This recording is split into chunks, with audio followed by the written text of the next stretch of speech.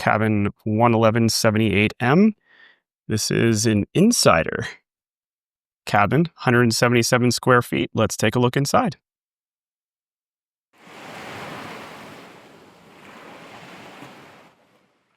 And as we walk in, you can see that big, beautiful bed come into view. Real nice decor. Got a big television. We'll walk over to this corner. You can see the room from another vantage point. Can you see that bed? Nice chair. Floor to ceiling mirror. Nice little desk area. Mini fridge. You've got the tablet there, which controls almost everything in the room.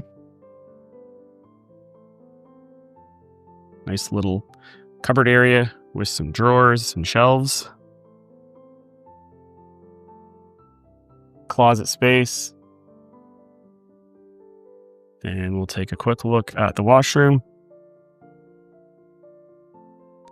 Sink, toilet, and a beautiful shower space with the rainwater shower head, a handheld nozzle.